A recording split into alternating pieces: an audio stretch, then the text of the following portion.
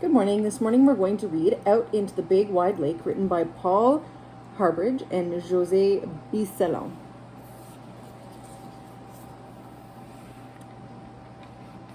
A stick with an arm and a leg. That was a K. A was a tent. Be careful, stay between the lines. T was a telephone pole and E was a little comb. Her name was Linda Catherine, but everyone called her Kate.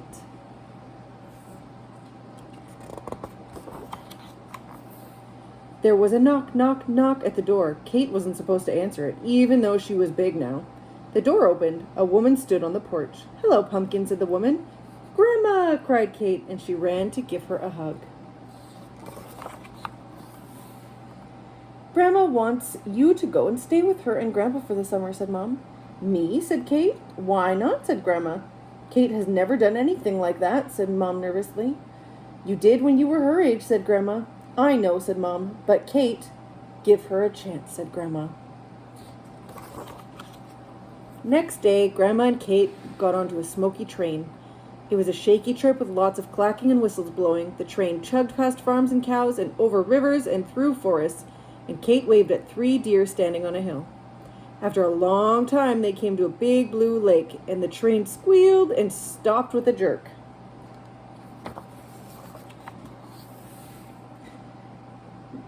Grandpa waved at them from the platform. He hugged Kate, and a black and white dog named Parbuckle licked her face. Grandpa helped her onto a little wooden boat and moved side to side, back and forward, sort of like a swing. Grandma pulled a cord, a motor started, and away they went, buck, buck, buck, out into the big, wide lake. The setting sun reflected pink on the dark water. Kate felt cool spray on her face that smelled like fish.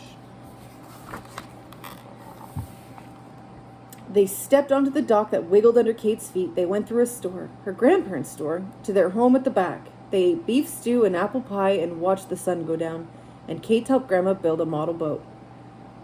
Then it was time to sleep. The bed was strange. Grandma said it was Mom's bed when she was little. Somewhere outside, far down the lake, a bird called.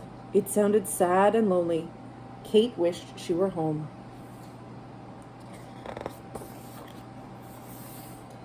Next morning, after sweet tea, pancakes, and sticky syrup, Kate helped Grandpa carry groceries to the boat. When it was full, Grandpa threw off the ropes and started the engine. "All aboard!" cried Grandpa. "Me?" said Kate. "Why not?" said Grandpa. Kate waved at 2 men fishing and a boy and a girl in a rowboat. Grandpa took the boat into a dock and handed bags of food to a woman in an apron. "Who's this?" said Mrs. Wellington. "My granddaughter Kate. She's going to be my first mate this summer." "I'm sure she'll be a big help," said Mrs. Wellington. They stopped at more docks, and Grandpa and Kate handed out more bags and boxes. "Good morning, Mrs. Domenico." "Fine day, Mr. Chan." "How are you, Mrs. Mackenzie?" "One more stop and then home for lunch," promised Grandpa. They came to a part of the lake with big rocks on both sides. Grandpa took the boat and slow and careful. They made it through and came to a dock. The dock was old and broken, and a thin man sat waiting.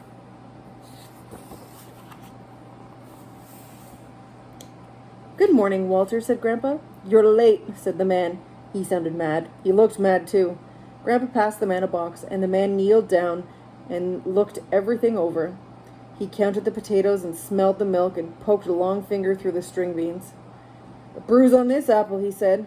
"The girl must have dropped it." "She did not," said Grandpa. After lunch, Grandpa worked in the store. Grandma was down at the dock, pouring gas into the outboard motor of the little wooden boat. "Jump in," said Grandma to Kate and Parbuckle. Grandma pulled the cord and the motor started up. Off they went, puck, puck, puck, out into the middle of the bay. "Come sit beside me," said Grandma. "Me?" said Kate. "Why not?" said Grandma.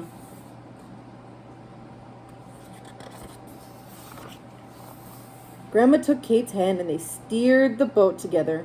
Pull and the boat went one way, push and the boat went the other. Grandma took her hand off. Kate steered the boat in a circle. "Natural sailor," said Grandma.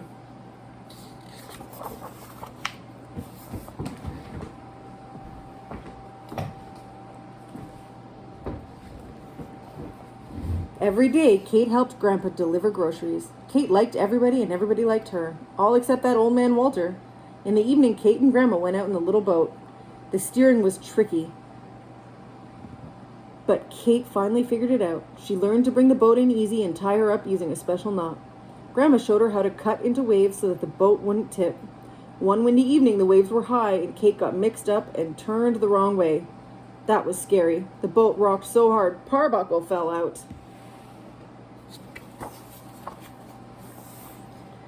It was morning, near the end of summer. All the groceries were down on the dock. "Oh," said Grandpa suddenly. He touched his chest and sat down hard on the bench. Parbuckle began to whine. Kate ran and got Grandma. A neighbor drove her grandparents to the doctor. Kate and Parbuckle stayed behind. The lake was very quiet. Kate and Parbuckle sat on the bench. Kate looked at the groceries and she thought of the people. She looked at the little boat. Parbuckle looked at Kate. He seemed to say, "Who's going to deliver all this food?" "Me," said Kate. "Why not?" said Parbuckle.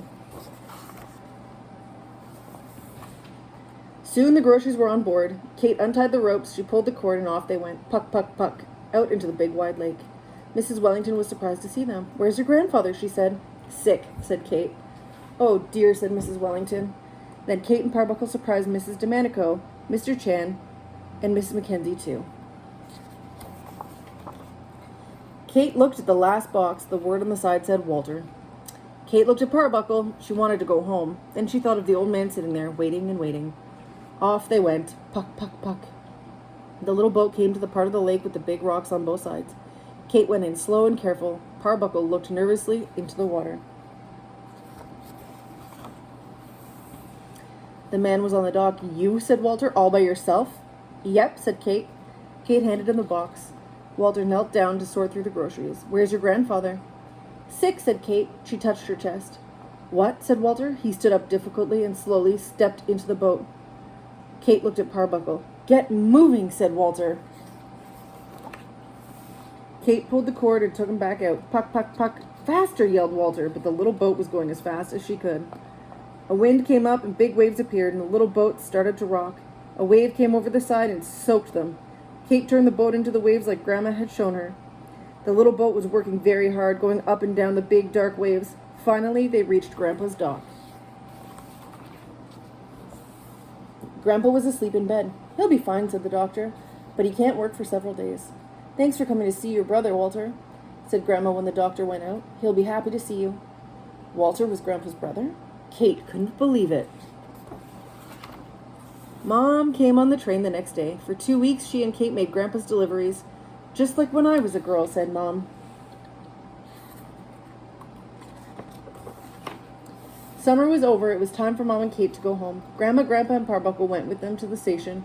So did Walter. Parbuckle licked Kate's face. Walter shook her hand, and Grandpa gave her a hug. "I knew you could do it, Pumpkin," said Grandma. She kissed Kate on the top of the head and gave her a box tied with string. Mom and Kate found their seats. The train started to move. Kate waved. The people got smaller and smaller, and then she couldn't see them anymore. Kate opened the box. Inside was a little wooden boat. A black and white dog sat at the front. At the back there was a girl. "Who's that brave girl?" said Mom. "Me," said Kate. "Sure is," said Mom, and gave Kate a great big hug. The end.